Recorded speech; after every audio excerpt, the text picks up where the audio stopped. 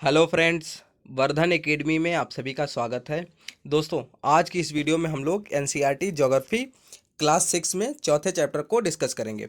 और दोस्तों, मैं ये वीडियो स्टार्ट करने से पहले आप लोगों को बता दूं कि हम लोग इस समय सिर्फ हम लोग जो भी लेसन्स पढ़ते हैं उनकी सिर्फ रीडिंग करते हैं। ठीक है, अभी शुरुआत में हम लोग सिर्फ इसकी रीडिंग करेंगे। रीडिंग इसलिए करते हैं जिससे कि आप लोगों का इंट्रोडक्शन हो जाए जितने भी चैप्टर्स हैं उनसे। और इसके बाद जब ये सारे चैप्टर्स मतलब फिनिश हो जाएंगे, मतलब क्लास 6 की जो ज्योग्राफी है इनके जितने 15 या 16 चैप्टर हैं, ये सारे चैप्टर को हम लोग रीडिंग कर लेंगे।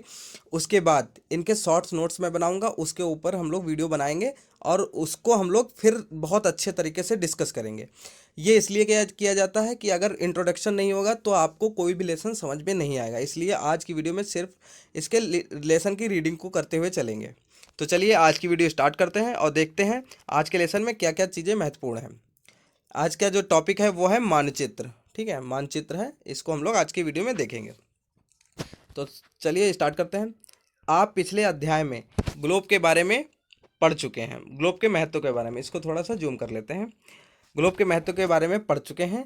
ग्लोब ग्लोब में अध्ययन की कुछ सीमाएं होती हैं। जब हम पूरी पृथ्वी का अध्ययन करना चाहते हैं तब ग्लोब हमारे लिए काफ़ी उपयोगी साबित होता है।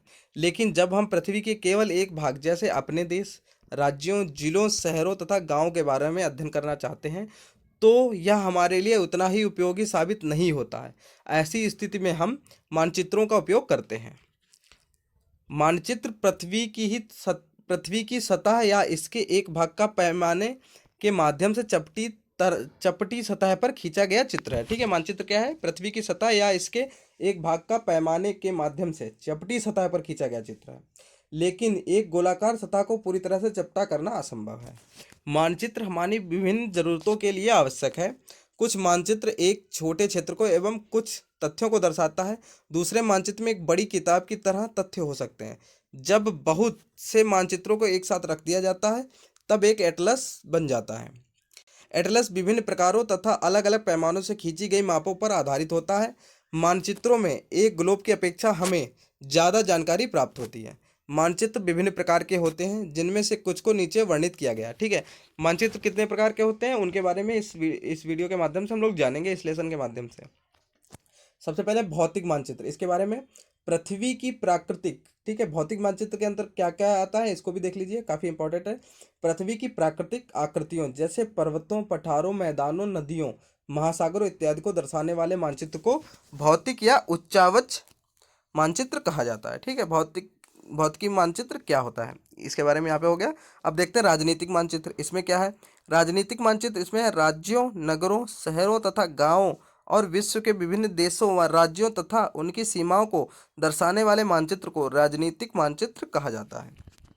ठीक है, ये दो दो चीज़ें आप लोग, ठीक है, यहाँ पर डिस्कस हो गई हैं। अब देखिए ये थीमेटिक मानचित्र। अब यहाँ पे काफ़ी लोगों को पता नहीं होगा कि थीमेटिक मानचित्र क्या होता है। तो यहाँ पे देखिए, कुछ मानचित्र विशेष जानकारियां प्रदान करते हैं जैसे सड़क मानचित्र, वर्षा मानचित्र, वन तथा उद्योग आदि के विवरण दर्शाने वाले मानचित्र इत्यादि। इस प्रकार के मानचित्र को थीमेटिक मानचित्र कहा जाता है। इन मानचित्रों में दी गई सूचनाओं के आधार पर उनका उचित नामकरण किया जाता है। मानचित्र के 3 घटक हैं। ठीक है, यहाँ पे घटक जो है वो दिए गए हैं। मानचित्र के कितने घटक है? 3 घटक हैं टोटल। ठीक है, दूरी, दिशा और प्रतीक, ये 3 घटक हैं, दूरी, दिशा और प्रतीक। दूरी के बारे में यहाँ पे दिया गया है। मानचित्र एक ऐसा आरेखण होता है जो विश्व या उसके एक भाग को छोटा कर कागज के एक पन्ने पर दर्शाता है। या कह सकते हैं कि मानचित्र छोटे पैमाने पर खींचे जाते हैं, लेकिन इसे इतनी सावधानी से छोटा किया जाता है ताकि स्थानों के बीच की दूरी वास्तविक रहे। यह तभी संभव हो सकता है जब कागज पर एक छोटी दूरी स्थल की बड़ी दूरी को व्यक्त करती हो। ठीक है, इसलिए अभी बताएंगे ये चीज़ें कैसे यहाँ पर इन्होंने कहा है। इसलिए इस उद्देश्य के लिए एक पैमाना चुना जाता है। पैमाना स्थल पर वास्तविक दूरी तथा मानचित्र पर दिखाई गई दूरी के बीच का अनुपात होता है। उदाहरण के लिए आपके विद्यालय एवं आपके घर के बीच की दूरी 10 किलोमीटर है, जिससे मानचित्र पर 2 सेंटीमीटर की दूरी से व्यक्त किया जाता है। इसका अभिप्राय है कि मानचित्र 1 सेंटीमीटर स्थल को 5 किलोमीटर दर्शाया गया। मतलब जैसे आपका 10 किलोमीटर की दूरी है तो उसको इन्होंने 1-2 सेंटीमीटर के हिसाब से इसको बांट दिया। इसका मतलब क्या हुआ कि प्रत्येक 1 सेंटीमीटर पे 5 किलोमीटर की दूरी तय हो जाएगी। ठीक है, ये इस तरीके दिखाया गया। इस प्रकार पैमाना किसी भी मानचित्र के लिए बहुत महत्वपूर्ण है। अगर आपको पैमाने की जानकारी है तो आप मानचित्र पर दिए गए अगर आपको पैमाने की जानकारी है तो आप मानचित्र पर दिए गए किसी भी दो स्थानों के बीच की दूरी का पता लगा सकते हैं। आगे है, जब बड़े क्षेत्रफल वाले भागों जैसे महाद्वीपों या देशों को कागज पर दिखाना होता है तब हम छोटे छोटे पैमानों का उपयोग करते हैं। उदाहरण के लिए मानचित्र पर 5 सेंटीमीटर स्थल के 500 किलोमीटर को दर्शाता है। ठीक है, 5 सेंटीमीटर स्थल के 500 किलोमीटर को दर्शा मतलब 1 सेंटीमीटर 100 किलोमीटर को दर्शाता है। इसको छोटे पैमाने वाला मानचित्र कहते हैं। जब एक छोटे क्षेत्रफल वाले भाग जैसे अपने गांव या शहर को कागज पर दिखाना होता है तब हम बड़े पैमाने का उपयोग करते हैं। जैसे स्थल पर 500 मीटर की दूरी को मानचित्र पर 5 सेंटीमीटर से दर्शाया गया है। मतलब 1 सेंटीमीटर में 100 मीटर सिर्फ दर्शाया गया है। इस प्रकार के मानचित्र को बड़े पैमाने का मानचित्र कहते हैं। बड़े पैमाने वाले मानचित्र छोटे पैमाने वाले मानचित्र की अपेक्षा अधिक जानकारी प्रदान करते हैं। ठीक है, आगे देखते हैं। ये देखिए यहाँ पे मानचित्र दिया गया है, ये गांव का है। एक गांव का मानचित्र यहाँ पे दिया गया। ये देखिए ये ऊपर को जो निशान बना है ये उत्तर दिशा को यहाँ पर निर्धारित कर रहा है, ये उत्तर दिशा हो गई। और ये देखिए सामुदायिक केंद्र ए से बी तक की दूरी, ये पीओ पोस्ट ऑफिस और दुकान की दूरी है। इस तरीके से यहाँ पे विद्यालय, कुआं और ये घर यहाँ पे दिए गए हैं और फल उद्यान और ऊपर खेल का मैदान भी दिया गया। इस तरीके से ये मानचित्र बनाया गया। इसका देखिए पैमाना क्या रखा गया है, 1 सेंटीमीटर बराबर 10 मीटर।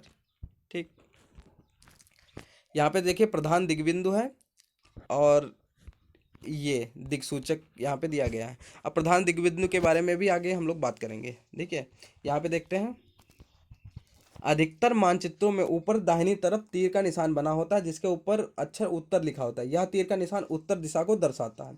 इसे उत्तर रेखा कहा जाता है। जब आप उत्तर के बारे में जानते हैं तब आप दूसरी दिशाओं जैसे पूर्व, पश्चिम तथा दक्षिण के बारे में पता लगा सकते हैं। 4 मुख्य दिशाओं उत्तर, दक्षिण, पूर्व, पश्चिम को दिखाया गया, वे प्रधान दिग्बिंदु कहलाते हैं। ये जो भी बिंदु हैं ये दिग्बिंदु हैं और जिसमें उत्तर, पूर्व, दक्षिण और पश्चिम ये प्रधान दिग्बिंदु हैं। ठीक है, बीच की 4 दिशाएं उत्तर पूर्व, दक्षिण पश्चिम, उत्तर पश्चिम, इन बीच वाली दिशाओं की मदद से किसी भी स्थान की सही स्थिति का पता लगाया जा सकता है। चित्र 4.1 में यह दिया गया है, निम्नलिखित दिशाओं का पता लगाइए। विकास के घर से सामुदायिक केंद्र तथा खेल के मैदान की दिशा। ठीक है, ये तो फालतू चीज़ें हैं। यहाँ पे देखते हैं, हम दिक्सूचक की सहायता से किसी स्थान की दिशा का पता लगा दिक्सूचक मतलब कंपास की मदद से किसी भी दिशा का पता लगा सकते हैं। यह एक यंत्र है जिसकी सहायता से मुख्य दिशाओं का पता लगाया जाता है। इसकी चुंबकीय सुई की दिशा हमेशा उत्तर दक्षिण दिशा में होती है। अब प्रतीक के बारे में बात कर लेते हैं। यह किसी भी मानचित्र का तीसरा प्रमुख घटक है। किसी भी मानचित्र पर वास्तविक आकार एवं प्रकार की विभिन्न आकृतियों जैसे भवनों, सड़कों, पुलों, वृक्षों, रेल की पटरियों या कुओं को दिखाना संभव नहीं होता। इसलिए वे निश्चित अक्षरों, छायाओं, रंगों, चित्रों तथा रेखाओं का उपयोग करके दर्शाए जाते हैं। ये प्रतीक कम स्थान से अधिक जानकारी प्रदान करते हैं। ठीक है, ये प्रतीक कम स्थान में अधिक जानकारी प्रदान करते हैं। इन प्रतीकों के इस्तेमाल के द्वारा मानचित्र को आसानी से खींचा जा सकता है तथा इसका अध्ययन करना आसान होता है। अगर आप एक क्षेत्र की भाषा को नहीं जानते तथा आप किसी के से दिशा के बारे में नहीं पूछ सकते तब आप इन चिन्हों की सहायता ले सकते हैं। ये देखिए, आपने देखा होगा मानचित्र, जिन लोगों ने सही से देखा होगा उन लोगों ने ध्यान दिया होगा। रेलवे लाइन, बड़ी लाइन, मडी लाइन के लिए ये है, मीटर लाइन के लिए ये है और रेलवे स्टेशन के लिए ये चिन्ह दिया गया। सड़कें कच्ची और पक्की, पक्की के लिए ये है और कच्ची के लिए इस तरीके से चिन्ह बनाए गए। सीमा, अंतर्राष्ट्रीय सीमाएँ ये, राज्य सीमा और जिला सीमा, इस तरीके से ये पूरा चार्ट यहाँ पे दिया हुआ है, इसको आप लोग देख लीजिए। ठीक है, यहाँ पे आगे दें के द्वारा मानचित्र से जानकारी प्राप्त करते हैं। मानचित्रों की एक विश्वव्यापी भाषा होती है जिसे सभी आसानी से समझ सकते हैं। इन प्रतीकों के उपयोग के संबंध में एक अंतर्राष्ट्रीय सहमति है। ये ठीक है, रूढ़ प्रतीक कहे जाते हैं।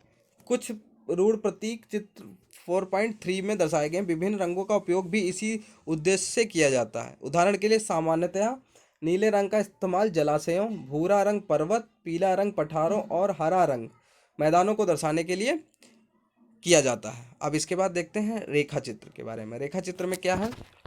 रेखा चित्र एक आरेखण है जो पैमाने पर आधारित न होकर याददाश्त और स्थानीय प्रेक्षण पर आधारित होता है। कभी कभी किसी क्षेत्र के एक कच्चे आरेखण की आवश्यकता वहाँ के एक स्थान को दूसरे स्थान के सापेक्ष दिखाने के लिए होती हैं। मान लीजिए कि आप अपने मित्र के घर जाना चाहते हैं, लेकिन आपको रास्ते की जानकारी नहीं है। आपका मित्र अपने घर के रास्ते को बताने के लिए एक कच्चा आरेखण बना सकता है। इस प्रकार कच्चे आरेखण को बिना पैमाने की सहायता से खींचा जाता है। इसे रेखा चित्र मानचित्र कहते हैं। ठीक है, आगे खाका, ये लास्ट चीज है, इसको भी देख लेते हैं।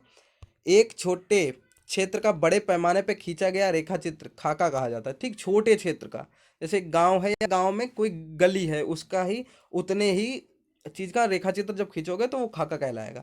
एक बड़े पैमाने वाले मानचित्र से हमें बहुत सी जानकारियां प्राप्त होती हैं, लेकिन कुछ ऐसी चीजें हैं जिन्हें हम कभी कभी जानना चाहते हैं, जैसे किसी कमरे की लंबाई एवं चौड़ाई, जिससे मानचित्र में नहीं दिखाया जा सकता। उस समय हम लोग बड़े पैमाने वाला एक रेखा चित्र खींच सकते हैं, जिसे खाका कहा जाता है। ठीक है, तो आज की वीडियो में हम लोगों ने जितनी भी महत्वपूर्ण चीज़ें सबको हम लोगों ने डिस्कस कर लिया है, और इसकी जब पीडीएफ मतलब शॉर्ट नोट्स हम लोग डिस्कस करेंगे तो ये चैप्टर पूरा बहुत ही अच्छी तरीके से हम लोगों को क्लियर हो जाएगा। तो दोस्तों, अगर आपको आज की वीडियो अच्छी लगी हो तो प्लीज़ वीडियो को लाइक तथा शेयर करें, और अगर आप लोग हमारे चैनल पर नए हैं तो प्लीज़ चैनल को सब्सक्राइब करें। आज की वीडियो देखने के लिए धन्यवाद। और अगर आपका कोई भी प्रश्न है या आपकी कोई भी समस्या और आपको कोई प्रश्न हमसे पूछना है तो कमेंट बॉक्स में पूछ सकते हैं। और आज की वीडियो देखने के लिए धन्यवाद।